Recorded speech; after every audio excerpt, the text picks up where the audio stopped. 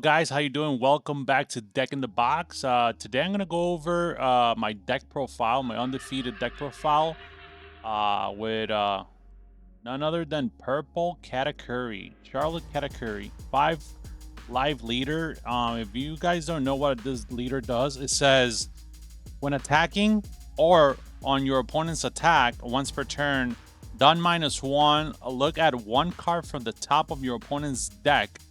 Then this leader gains 1,000 power during this battle. So that's a really powerful effect because usually this leader becomes a 6k leader, so that's pretty broken, especially when you're attacking, and also for defense when your opponent attacks you. So there's a lot of cards that synergizes with this deck, and also the most important thing here is knowing your opponent's top deck. So that's really the most powerful thing I think this leader offers, because you know what they're going to draw or what cards they're going to see next, and that helps you play around a lot of things. Let's go ahead and jump into the deck profile. I actually went undefeated 5 rounds. Let me just go over the matches so I can better tell you. This tournament was a geek, and also my first round was a Bonnie. Pretty good match against Bonnie because of the boss monster in this deck, which is insane. Which I'll show you, which is A-cost Katakuri. That card is just broken against that deck. Most of their stuff is dead, especially like the 9-cost Shanks. The 10-cost Dofi is dead. The only thing that really will disrupt any of my plays will be Hody Jones, and I could just play around 1 or 2 Hody Jones. So it's pretty favorable, I'd say, towards Katakuri. It's not an easy matchup, but it's really good. Second match, I went against Red Black Kobe. It's just the restanding of my characters is pretty broken. Even though they can attack active characters, that really doesn't matter because I'm gonna go ahead and defend what I need to defend, especially my big bodies, and then I'm just gonna go face. Third matchup was against another Bonnie, which same thing. I did the same thing, and usually when I go against Bonnie, I starve him. That way I seal my pieces to the puzzle. Once I seal that, and then I start attacking, but usually I starve him because I don't want to give him a lot of card advantage. I want him to see Hody by drawing them or mulligan into them, but I don't want to give him a lot of cards early game. Once we get to the late game, then I start attacking. So that was my third matchup. Fourth matchup, I believe, was in stream. It was against Blue Yellow Nami, which the same thing. You know, I just went aggressive. I really know how to play against that leader. Swinging 7s is really annoying for that leader because he has to give me 2 cards if he wants to defend. And he barely had a board. I know he returns a lot of my stuff. The only thing that he can really return is my 5-cost Sparrow back to my hand, and then my everything else is 7 and 8. So it really doesn't affect me a lot because he can't bounce a lot of things back to my hand. So it's just it was a good matchup, but I think I was favoring to it, and then just attacking with my big bodies makes a lot of you know, it makes up for the deck, you know, because it's just attacking and restanding. That's kind of like the thematic of this deck, and that's why I decided to play it, because I'm a big fan of Big Mom stuff.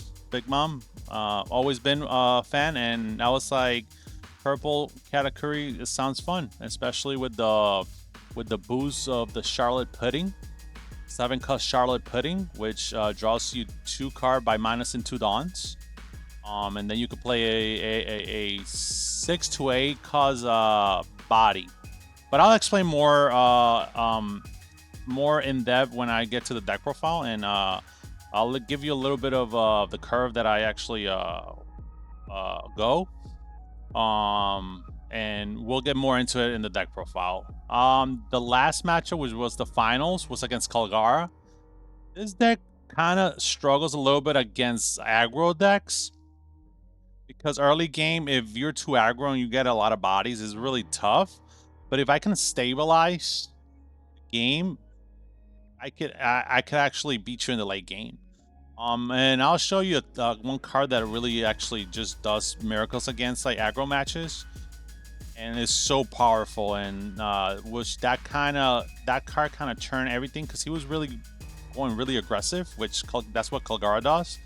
He went really aggressive, and it put me in a spot where I was kind of nervous because I was like, okay, so he's really I don't really want to go to 0 life. But if I could stabilize, I could come back, and that's what I did. I stabilized, came back, and I won the game. So that was my undefeated run. Let's start. Let's start with the deck profile. Let's start with the deck profile. So I run 4 of the one cause we're going to claim the One Piece. It's actually a searcher. So if your leader is Animal Kingdom Pirates or Big Mom Pirates, which mine is Big Mom, look at the 5 cards from top of your deck, reveal up to 1 Animal Kingdom Pirates or Big Mom Pirates type card, and add it to your hand. So, most broken thing is card. That's kind of like what it's so broken because it's a 1-don play, and you search any Big Mom card you need. Search your pieces. Also, has trigger, activate this card, so it's good out of life. Next card, it's kind of the same thing. It's actually the 4 one cost Charlotte Pudding. It does the same thing as this one. Looks top 5 and get a Big Mom type card. But this one, the only bad thing about this one is it has to be with a cost of 2 or more. So this cannot add like my blockers or my event cards. Mostly to add like my pieces to the puzzle, which I'll let you know once I'm done with the deck profile what's kind of the curve I like to see. So ace searchers, love consistency in decks. It's the best thing. You have a lot of chances of seeing 1 or 2 in your starting hand, so decided to play 8. Next card, which is my 4 or 3rd 3-don play, it's actually the Charlotte Pudding. Charlotte Pudding is good because it's a 1k counter. Also, once per turn, when a Dawn card on your field is returned to your Dawn deck, add up to 1 Dawn card from your Dawn deck rested. So this is really important because it synergizes with the ability of you're swinging 6 for free because you're returning the Dawn, and you're also getting knowledge of your opponent's top deck. So it's really good. This card is so amazing, and if you have 2 on field, you ramp 2 times. So you ramp 1 time. Essentially, so it's really broken. If sometimes if I see this on 3 and then I don't see like a pair on 5, I could play another one, and then I just will go really aggressive and then ramp 1 Dawn because I return the Dawn that I returned with 1, and then I ramp with the other one. So pretty broken card, and let's go now into the 2Ks. Here goes. This one is Struzen. It's a 2k most important, and then this activate main once per turn can also come in handy, which in other words, to make it more easier, it's like Usohachi, you know, because it's a Big Mom. It's a little worse than a Uso, but it could be because it rests. So it's an activate main once per turn. Dawn -1. You may rest this character. Choose and reveal 1 card from top of your opponent's deck. If the reveal card has the chosen cost, rest up to 1 of your opponent's character with a cost 4 or less. So basically an Usohachi. But with the leader ability, I can know what it's on top of the deck, and I could just go ahead and use the activate main and rest something if I really want to go for a game or something. But mostly I use this for a 2k. I barely use the effect, so it really didn't come in the tournament. Another 2k. It's Charlotte Daifuku. It's another 2K, and the other good thing, it's a 6-7. I prefer to play this one over the Dusuplex or something like that. It's called. It's a 5, I believe 5-6. If not, I'm not mistaken. It's another 2K, but it's a 5 cost, and 5 costs get popped easily in this game. So I decided to play the 6 cost because this card, it's mostly a 2K, or if I don't have another target for my Charlotte Pudding, I could just play this. It's 7K. It also swings for 7. I did that once in the tournament, I think. Or you could just go ahead and play it with on 6 dons if you don't have anything else, like the worst thing in the world. If you don't have a body, play play it with 6 dons, and it's a 7K beater, so it's pretty good. Then I'm running 2 Usos because this is better than this. And also it's a 2K. The only thing is I'm only running 2 because it's a Straw Hat, and I really want to focus more on the Big Mount Pirates. So this is just another 2K that if I see it, I see it. If I don't, I don't. It's just another 2K, and if I have it in my hand and I have to go for a game, this is it. That's what he's there for. Another addition that I wanted to add, another 2K that is, I think, really important. And let me just move this right here. Make it fit. Is 2 Kamasos. This card is so good just because this is the addition I added for the Rayleigh matchup. Rayleigh matchup is really hard. So I decided I want to have something that I could pop their 1-cost characters, which are annoying. So I could put this on 4 and just start popping any 1-cost characters, because those are the ones that kind of like wins them the game. Just attacking 5s or 6s with those little characters is so annoying. So with this, I just get rid of that, and then I attack another body, and I stabilize until I get to my late game. So 2 Kamasos. Too bad it's not searchable, Big Mom, but I just try to mulligan for it if I'm going against Rayleigh. So I think this card is amazing against Rayleigh. Going here, down here. I'm playing 2 Bon Clays. The reason I'm playing 2 Bon Clays is because this is so amazing against Up Luffy. If you go against Up Luffy, you want to my best curve, and I love going first, but against Up Luffy, I have to go second, because on 2 Dons, I could go ahead and play any of my searchers, get any card I need. On 4 Don, I will go ahead and actually play Mr. 2 Bon Clay, ramp into 5. And when I go to 7, usually Up Luffy will be at 6 Dons because they ramp. And on 7 Don, I could play my Charlotte Pudding, and I'll play a Katakuri on my third turn. So I go 2, 4, ramp to 5, and 7, and they're at 6. I play Charlotte Katakuri until Charlotte Pudding onto Charlotte Katakuri. I'm sorry. So that's kind of the reason I'm playing this. This is mostly for the. And if they make me go second, and I don't have a 4 Don play, I could just play Bon Clay and ramp. Another addition, I was running this at 3, but it just depends on if you're going to go to a big tournament or a local tournament. Since I wasn't going to a big tournament and I was not going to see a lot of Rayleighs, I decided to play 2 of these because this is actually for Rayleigh. You take second. You play if they play anything, you could just pop it with this. It's basically a pop 3. So if they play, let's say they play 3 costs, any 3 costs they have, I say, what's the name of that card? The 3 cost Sanji, the 3 cost Sanji on 3. I play this on 4. Swing. Look at their top deck by returning a Dawn. Then I, with this, activate main. I call their cost, and if it's correct, I go ahead and rest it, and I pop their Sanji, and then I ramp. So I stay at 4 Dawn, and then I got rid of that body, and they're behind a turn.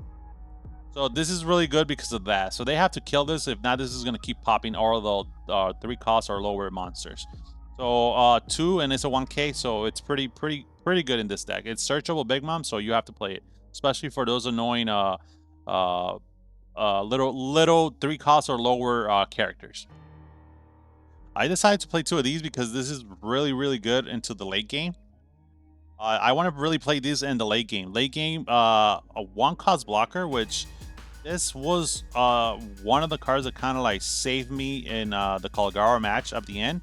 I had my blocker Katakuri in one of these, and he only had I believe 1 or 2 swings, and I had a lot of cards in hand. So if he swung bad, I had a counter anyways, because this is just, it's gonna eat a big attack. It's so good, especially when you have your kata blockers, because you could block freely any attack, and then if they really want to go big to your Katakuri, they just block with this. This is amazing. You have to play it, and it's a Big Mom.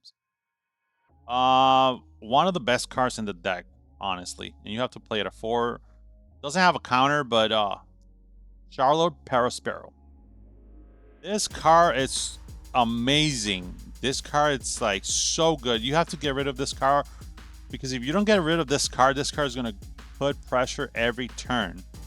This is an annoying card, especially cycling your hand. You trash 1 card from your hand, is an activate main.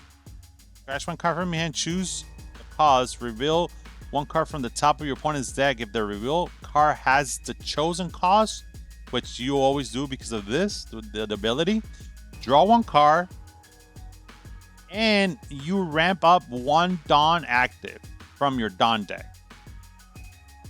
It's too good. So good. This card is amazing. The reason this deck is really amazing and that's why I'm playing it is because of Charlotte Putty, the new addition from PRBO2.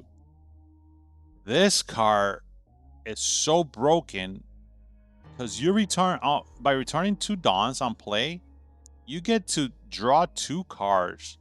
Then you could play up to 1 then play up to 1 Big Mom Pirates type character with a cost of 6 to 8 power from your hand. So you could play Paraspero. You could play, like I was saying, you could play the Charlotte Daifuku, because he's a 7. And you could play the big monster. This is my only big monster. And I don't know if you can see it here. This is the reason this deck is so good. The big blocker Charlotte Katakuri. This is my one of the best cards that I think that it just synergizes with the deck so much, especially because of this card. It's a blocker, and then you can set up your whole board if you have 2. It's just amazing. Set up 2 of your Big Mom Pirates active at the end of the turn. So and the best part, it gets your Dawns that you took back to your Dawn deck, you get them back. So it's like you're playing this for free if you have 2. The other really good card is Charlotte Katakuri. I decided to play 2 because I really want to play Charlotte Pudding into the big Charlotte Katakuri. That's kind of like the best thing I could do. This is just a just, I say it's really good because a lot of people try to play around it, especially decks that could go and done back. They play around this card. But let's say if you're a deck that ramps, especially like Purple Luffy or like Up Luffy, this card is amazing. There was a turn that a Purple Luffy player ramped until 8 Dawn to play his Katakuri. I went to 6 Dawn, play this, and played a big Katakuri. And then next turn I played this into another one. So it was just too broken. So you have to play it, and if you high roll with this card, you're just winning. The other big monster I'm playing, it's only 1 Charlotte Linlin. Just because I think that this card, once you have these out and you go back and down quickly to 10, you could just play this heal and have a 9k that can restand, and you're just swinging 9s, 8s, 8s. It's just a lot of pressure. Also, this is really good against problematic monsters that I don't like. I just put them on life. So I think this is a must in the deck. I like I hardly play this card when I'm playing because I rather just play this into this back to back. Like by the time I get to 9 down, there's no space on the board. Like there's no need to play this. I have so much card in hand. These are swinging 8s, 8s, 8s, 8s. It's just a lot of pressure that this is not even needed. But it's there just in case I need it for anything that is really problematic. Especially, I think one card that is really problematic is a 5-cost Smoker. So this is there for that card. Well, this is the card that kind of like won me or stabilized against Kalgara, which is Conquest of the Sea. It's a 6-cost. And let me read it for you guys. As my 6 cost, Dawn -2. If your leader has the Animal Kingdom Pirates or Beckman Pirates, type KO up to 2 of your opponent's characters with a cost of 6 or less. This card just stabilized, and I wanted to go ahead and play this into this first, and then follow it with this. It just destroyed his whole board. His whole board was gone, and his hand was gone too. So I think this card is a must, especially for aggro matches like Kalgara, Rayleigh, or even for Bonnie. It's pretty good because sometimes they just play annoying stuff, and I'm already with 2 or 3 cats or 2 cats, and this is free because I get the Dons back with this. So I blow up 2 bodies that I don't, and then I just KO the rest, attacking them, and it's just a lot of removal for the field. They can't handle that. And then I think this card is just amazing. It has a long name. I call it the Gungam Giant for Katakuri because it's when 2 men are fighting. The last thing I need some half-hearted assistance. That's the name of the card. Let me just put it. It's a 1 cost, and it's a 5k counter, guys. 5k. Leader ability 6k. Because you go leader ability plus 5, 11. You go to 11. You could counter a 10k hit with one of these. So good. So good. And then if you don't need to, you could draw a card out of life. If you have 2 or you don't need it, it also cycles another card. So I was debating of playing 4 of these because this card is so good. I just didn't have the space. So 3 for me worked perfectly. Another thing that I think that this deck doesn't really need. I've seen a lot of lists, a lot of people, and I mean, it's like I said, it's preference. But for this format, I just didn't think that the 10-cost mom was necessary because I really want to focus in the mid game. Charlotte put it into 8-cost Katakuri, and that's it. This is kind of my game plan. These 4 cards right here is my game plan, and then this is just to top it off and if I need a bigger body. But with these 2, the pressure is so powerful that I don't even need to. Sometimes I'd rather play this than just go to 10 and play the 10-cost mom, which is the 10-12 rush mom, purple mom, which I love that card. That card is broken, but for me, this is better. So this is the list. Like I said, I went undefeated. Beautiful. I think this deck is so good and so consistent, especially because most of the things are Beckman Pirate searchable. This draws you 2 cards. The hand advantage is so good. It has removal, blockers. It has a lot of things going for this deck. I loved it, and I went undefeated, and I think that if you really want to test it, try it out, go ahead. this is it's been so fun. This PRB format, this is the deck that I wanted to play, and it's really good against a lot of decks out there. I think the hardest matchups, like I said, is Rayleigh. Rayleigh could be really rough, but not unbeatable. It's rough, but not unbeatable. It doesn't feel unbeatable because you could stabilize. Once you stabilize, it's GG's, especially with this card right here. This card's it's so good against Rayleigh. This card right here, Kamazo, is so good against Rayleigh. The Charlotte Oven is good against Rayleigh. This right here is so good because it just attacks and restands. Really powerful against Rayleigh. And this card is the one that just destroys Rayleigh. Conquest of the Sea. Just win this on 2 Luffys or a Luffy and something else. It just puts them back. They just gotta like keep searching and searching, try to find another one. And sometimes they can't do that. So if you stabilize at the end, it becomes really good for you. Just got to get to the late game and stabilize.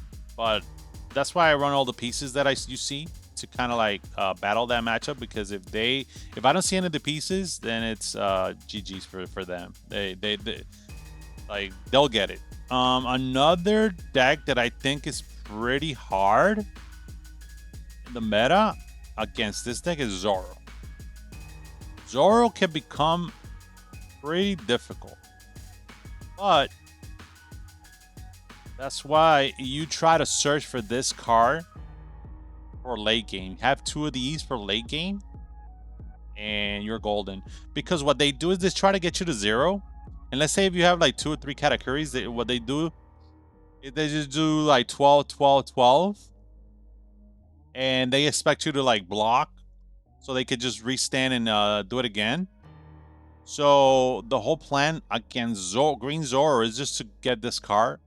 And when they try to go for a game, or they go 15, 15, whatever, you just use this card. There was a guy that I think he just attached all Dons. Because I only had 1 Katakuri, no life. I had 2 Duns up. And he attached because he's like, oh, if he blocks, he's going to swing again. So what I did is he attached 15 and went 15 to my lead. I did leader ability into these. That's 10k plus the leader ability. That's 16. So you went 15, I went 16, and that was game. So against Zoro, Green Zoro, this card's the card you want to see for the late game. Don't use it early. Use it for the late game for his last push. And then this card is also good because if they Tashigi, once you have this out, then you play this. You KO both Tashigis, and their game plan is like they don't have an attack. They don't have nothing on the board. So yeah, this is kind of the deck. This is a little bit of the breakdown of the matches and all that stuff that I went through. And like I said, everything else feels favorable or 50-50. The only one matches that feel a little bit rough is Rayleigh and Zoro. But everything else just feels pretty good. I'm just gonna give you a little I really want to go first with this deck always. The only thing I want to go second is against up Luffy. But everything else I want to go first. And this is the curve that I want to see. I'll show you guys here. So on my starting hand, I want to have one of these or one of these. It doesn't really matter. This is beautiful. This is the really great starting hand. So this or this, one of the searchers, and then one of the Katakuris. So I'll show you a little bit. What's the curve? Just take all this out.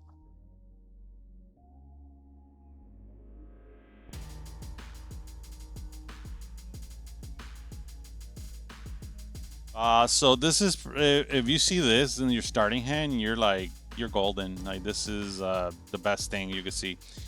First, Dawn, you do the searcher. You search for a 2K or anything you need, potentially depending on the match. Pass. They go 2 Dawns. They do something, search or whatever. You go to 3. Play your Charlotte Pudding. Swing 6. Return a Dawn. Get it back with Charlotte Pudding. Because of the ability, you look and you swing 6. They take whatever. They go. They swing. You take a life. That's fine. You really don't care about taking life. You go to 5 Dawns. Tap 5. Play Charlotte Paraspero. You go ahead and swing 6 by returning a Dawn back to your Dawn deck. This will get a Dawn back. You get your knowledge. Swing 6. And let's say you have another card in hand. You do Charlotte Paraspero's effect. Pitch, call the card because you saw with this. Pitch it, call it. You draw 1. I don't know, this, whatever. And then you get an active Dawn, and then if you have another searcher, you can use this Dawn to search or put a blocker or just leave it up if you don't have anything. And then they go to 6 Dawns. They do whatever they attack. You take, whatever. And you go to 7 Dawns. 1, 2, 3, 4, 5, 6, 7. Sorry, 8 Dawns because this ramped you. So you go. They're at 6 Dawns. So now you just go ahead and play this. For 7 Dawns. You minus 2 Dawns. You draw 2 cards. Draw 2 cards. And then you just play this. Then you do the same thing. You swing. If you want to swing with this, you can swing with this. Swing with this. Swing with this. Do again this if you want to cycle something. Get another active Dawn. Just too much. And then this was get you another one. Then next turn, if you have another Charlotte Katakuri with a Charlotte Pudding, you do the same thing next turn, and it's just, yeah, it's game over. By that time, it's like you have so much pressure. You have so many cards in hand. If they try to kill one of these, you could just go ahead, block 2K, and then it just becomes too much. So guys, thank you for joining, and thank you for watching my deck profile. I appreciate it. Just make sure to subscribe to my channel, and I'll be bringing a lot of content. OP13 is coming soon. So we'll see if after everything settles, I'll revisit this deck and see how can I make it good for OP13. But if you have any local tournaments going on right now and you want to try this deck, go ahead, feel free. I appreciate it, and thank you for everything. Thank you, and hopefully we hit the 500 subs. 500 subs, that's the goal, guys. 500 subs. Thank you very much. Have a good one.